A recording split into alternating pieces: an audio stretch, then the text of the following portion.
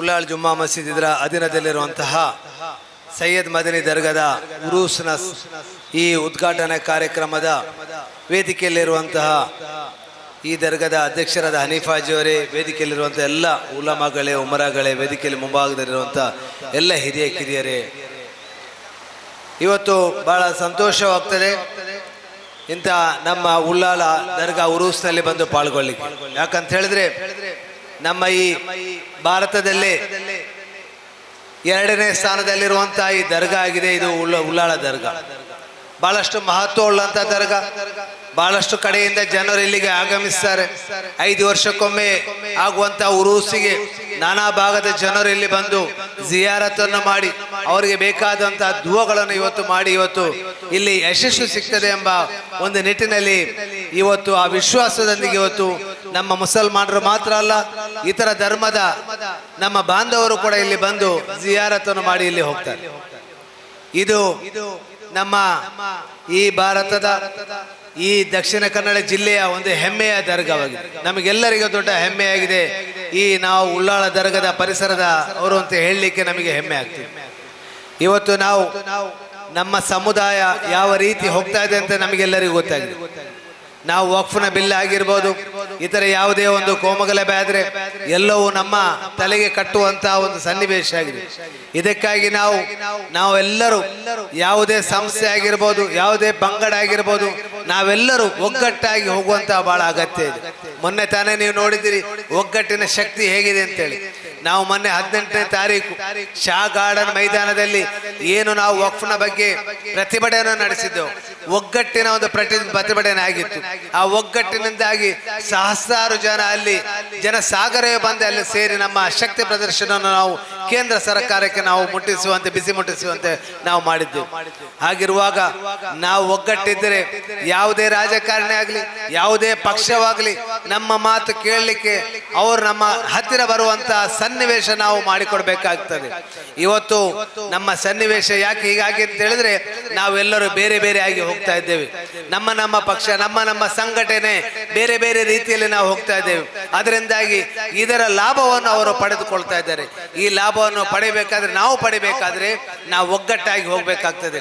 ಎಲ್ಲ ನಮ್ಮ ಭೇದ ಭಾವಗಳನ್ನು ಮರೆತು ಇವತ್ತು ನಾವು ಒಗ್ಗಟ್ಟಾಗಿ ಹೋದ್ರೆ ಮುಂದಿನ ದಿನಗಳಲ್ಲಿ ನಮಗೆ ವಿಜಯ ಸಿಕ್ಕುವುದಂತೂ ಬಹಳ ಗ್ಯಾರಂಟಿ ಅಂತ ನಾನು ಇವತ್ತು ಹೇಳ್ತೇನೆ. ಯಾವುದೇ ಸರ್ಕಾರ ಆಗಲಿ ಧೈರ್ಯವಾಗಿ ನಮಗೆ ಮಾತಾಡಲಿಕ್ಕೆ ನಮಗೆ ಅವಕಾಶ ಸಿಗ್ತದೆ.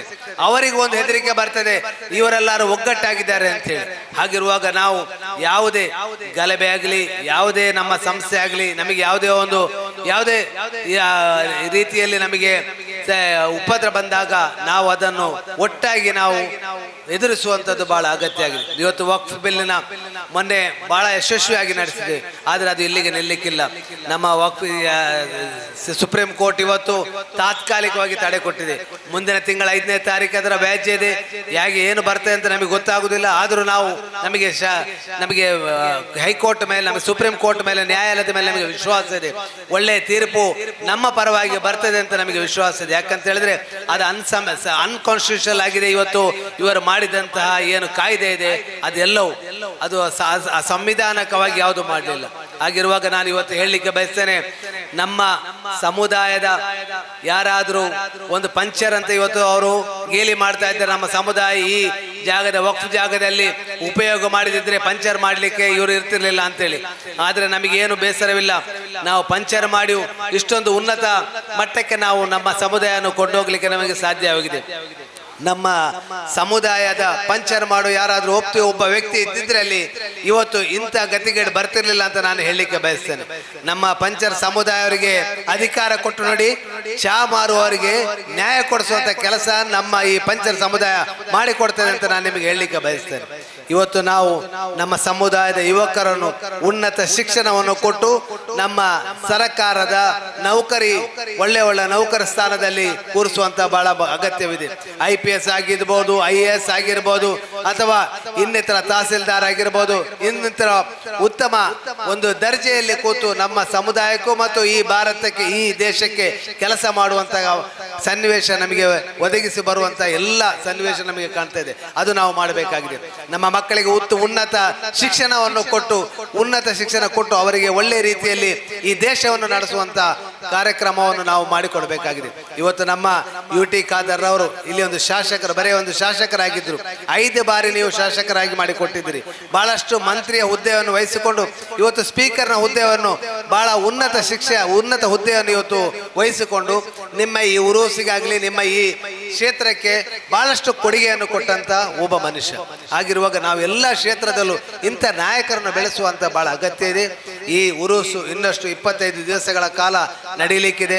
ಬಹಳಷ್ಟು ದಿನಗಳ ಕಾಲ ನಿಮಗೆ ದೀನಿ ಬೋಧನಾ ಮತ್ತು ಇನ್ನಿತರ ಕಾರ್ಯಕ್ರಮಗಳು, ಸಾಂಸ್ಕೃತಿಕ ಕಾರ್ಯಕ್ರಮಗಳು ಇಲ್ಲಿ ನಡೀಲಿಕ್ಕಿದೆ. ಎಲ್ಲವೂ ಯಶಸ್ವಿಯಾಗಿ ನಡೀಲಿ ಅಂತ ಹೇಳುತ್ತಾ ಇಲ್ಲಿ ಬಂದು ಮಾತಾಡಲಿಕ್ಕೆ ನನಗೆ ಅವಕಾಶ ಮಾಡಿಕೊಟ್ಟದಕ್ಕೆ ವಂದಿಸುತ್ತಾ ನಿಮಗೆಲ್ಲರಿಗೂ ನಾನು ಅಸ್ಸಲಾಮು ಅಲೈಕುಂ ಹೇಳುತ್ತಾ ನನ್ನ ಮಾತಿಗೆ ವಿರಾಮ. ವಾ ಖರ್ದಾವಾನ ಅಲ್ಹಮ್ದುಲಿಲ್ಲಾಹಿ ರಬ್ಬಿಲ್ ಆಲಮೀನ್.